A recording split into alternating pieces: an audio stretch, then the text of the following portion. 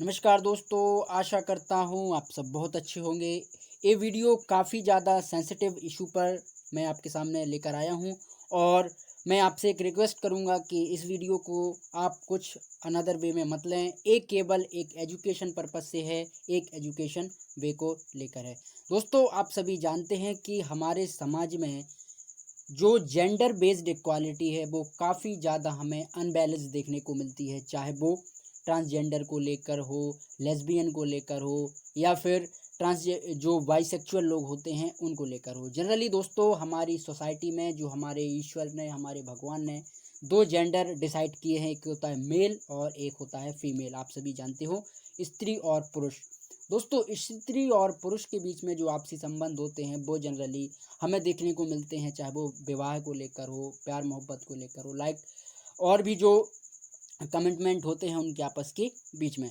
दोस्तों, इससे हटकर एक हमारी सोसाइटी में तीसरा जेंडर भी मौजूद है, जिसको कहीं ना कहीं हमारे समाज ने, हमारे समाज के एक बड़े तबके ने उसको बाइकॉट किया हुआ है मेन सोसाइटी की धारा से। दोस्तों, ट्रांसजेंडर जो वर्ग है, या हम कहें कि जो समाज का तीसरा जेंडर वर्ग है, वो यहाँ पे अपने आप को कहीं ना कहीं अलग समझता है, अपने आप को अलग अ, अपनी कम्युनिटी को, अपनी जाति को, अपनी फीलिंग को वो अलग पेश करता है और वो समाज की मुख्य धारा में प्रस्तुत उतना नहीं हो पाता जितना उसे होना चाहिए। उतनी उसे रिस्पेक्ट, उतनी उसे रेपुटेशन यहाँ पे नहीं मिल पाती है हमारी सोसाइटी में। तो हमें उस जेंडर के लिए भी बात करना बहुत ज़रूरी हो जाता है, बहुत आवश्यक हो जाता है, क्योंकि दोस्तों, हमारा जो समाज है, हमारी जो सोसाइटी है, इसमें हर वर्ग का लोग पलता है, बढ़ता है, समाज से ही सीखता है और समाज के लिए ही वर्क करता है। तो हमारा एक कर्तव्य है, दायित्व है कि हम हर एक जेंडर के व्यक्ति को समान नज़रों से, एक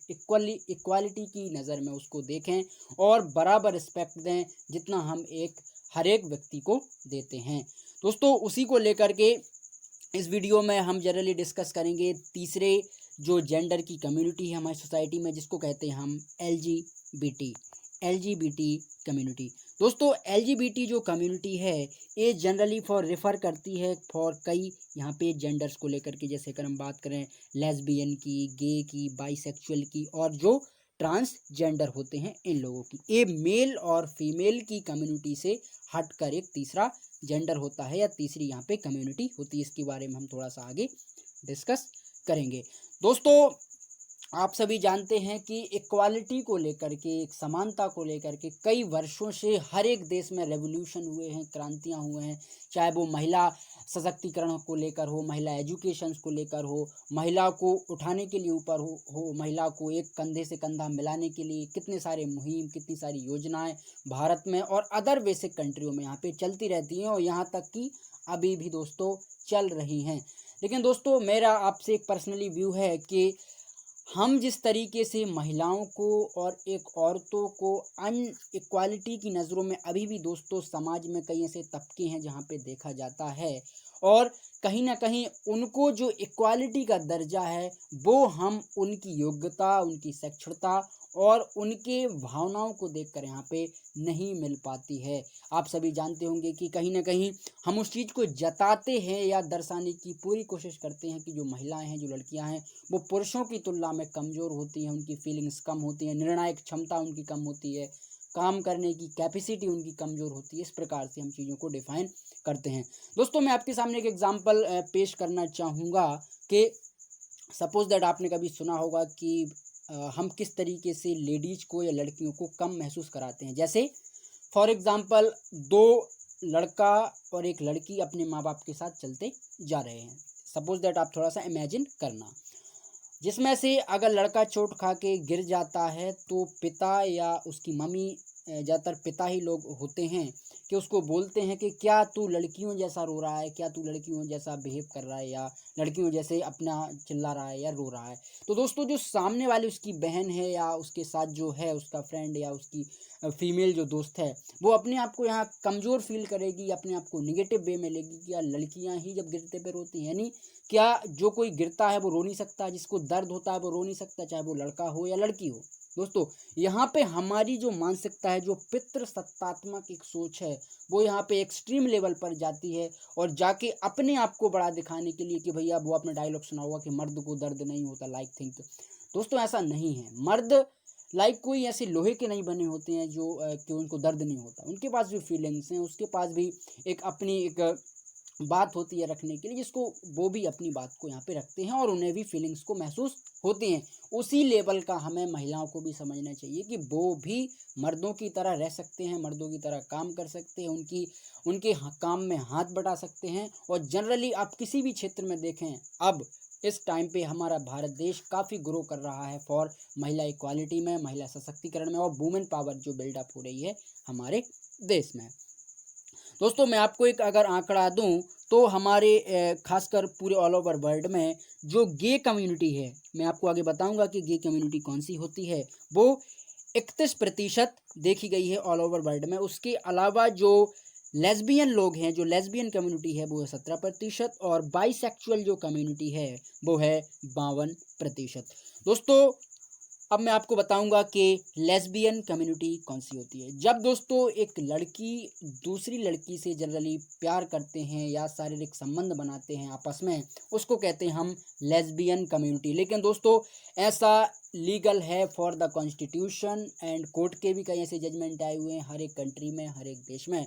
तो ये इलीगल नहीं है, असंवैधानिक नहीं है, या वैसे हम कह सकते हैं कि वैसे भी गलत नहीं है। भाई किसी की फीलिंग्स है, किसी की भावना है कि उसको किसकी नज़र में जाना है या किसके साथ उसको रहना है, शारीरिक संबंध बनाने हैं नहीं बनाने हैं, इस बेस पे इस चीज़ को भी डिफाइन कर सकते हैं। तो हम कहेंगे कि भैया जो लेस्बियन कम्युनिटी है वो दो आपस में जब फीमेल्स अट्रैक्ट होते हैं या साथ होते हैं, उनको हम लेस्बियन कम्युनिटी कहते हैं या लेस्बियन उनको कहते हैं।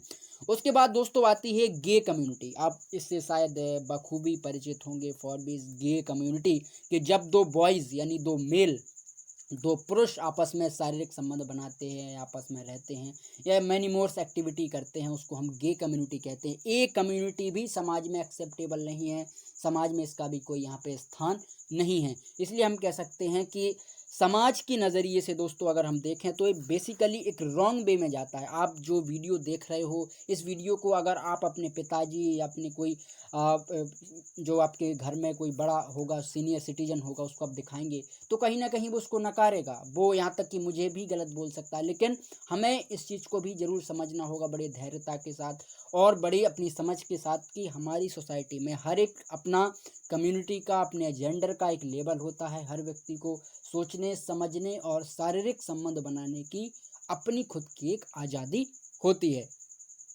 उसी को लेकर के दोस्तों एक तीसरी जो कम्युनिटी आती है उसको कहते हैं बाइसेक्सुअल। दोस्तों बाइसेक्सुअल कम्युनिटी काफ़ी यहाँ पे फ्रैंकेबल होती है, क्योंकि बाइसेक्सुअल में आपको एक चीज़ की आज़ादी होती है कि एक महिला से संबंध बना सकती है, एक पुरुष से संबंध बना सकता है और एक महिला पुरुष से बना सकता है, जैसा कि ऑलमोस्ट होता है generally male and female.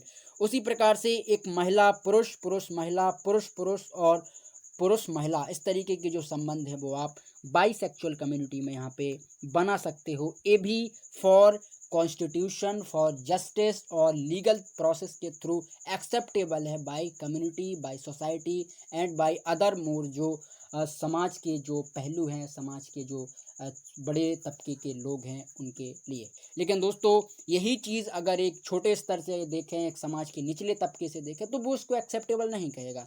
Generally आप भी जब कहीं इस शब्द का, इस बाइसेक्सुअली वर्ड का अगर यूज़ करते हो तो आपको भी कहीं ना कहीं एक असहजता महसूस होती होगी या उसको आप पेश नहीं कर पाते होंगे। तो इस तरीके की जो थिंकिंग, जो ब्रॉड माइंडेड सिस्टम है, जो नैरो माइंडेड लोग हैं, वो इस चीज़ को पेश करते हैं। लेकिन ये भी एज ए लीगल है और जो भी बाइसेक्सुअल लोग हैं हमारे समाज में, हमारी सोसाइटी में, उनके लिए एक फ्रीडम अपॉर्चुनिटी है। दोस्तों इसके अलावा जो फोर्थ फॉर जेंडर होता है, जिसको हम ट्रांसजेंडर बोलते हैं जनरली, उसको आप सभी जानते हो, हिंदी में इसके किन्नर बोलते हैं। किन्नर जो आपने देखा होगा कि कई जगह शादियों में जाते हैं, ताली बजा के कुछ पैसे कमाते हैं या कुछ जनरली ऐसे एक्टिविटीज़ करके जो अपना जीवन को यापन करें, अपनी लाइफ को चलाएं और वो अपने आप को यहाँ पे रिप्रेजेंट कर पाएँ कि सोसाइटी में भैया हमारा भी एक स्थान है, हमें भी वो रिस्पेक्ट, वो अहदा और वो पद चाहिए जिसके लिए हम काफ़ी यहाँ पे एलिजिबल हैं, काफ़ी यहाँ पे योग्य हैं। और हमें भी इस तरीके से नज़रों से ना देखा जाए कि जिस तरीके से लोग हमें देखते हैं। जनरली दोस्तों होता क्या है कि जो ट्रांसजेंडर वर्ग है उसको लोग नीची निगाहों से, गिरी निगाहों से, बड़ी एक हीन भावना से देखते हैं। ये ऐसा नहीं होना चाहिए, क्योंकि वो भी लोग हैं, उनके पास भी दिल होता है, वो भी अपने आप को जी सकते हैं, अपने आप को समाज में रिप्रेजेंट कर सकते हैं, सोसाइटी में उनका भी नाम होना चाहिए, रिस्पेक्ट होना चाहिए। इसी को लेकर के सुप्रीम कोर्ट ने भी बहुत सारे जजमेंट दिए हैं कि भैया ट्रांसजेंडर कम्युनिटी को फॉर एजुकेशन में, नौकरी में, और उनके जो सिस्टम बिजनेस में, इस तरीके की जो प्रोसेस है वो भी यहाँ पे लागू होनी चाहिए ऑफ इन द वर्ल्ड। हमारे भारत में भी कई ऐसे जो चीफ जस्टिस हैं या जो जस्टिस हैं, हाई कोर्ट के जज हैं, वो भी कई बने हैं ट्रांसजेंडर, जो कि कई बड़ी बड़ी सेवा पद पे भी तैनात हैं और बड़े बड़े लेवल पर भी पहुँचे हुए हैं। तो दोस्तों आशा करता हूँ आप इसे ज़रूर समझे होंगे, और अगर आपको ये वीडियो पसंद आया है तो आप चैनल को ज़रूर सब्सक्राइब करें। फ्रेंडों के साथ भी आप शेयर आउट कर सकते हैं। Thank you.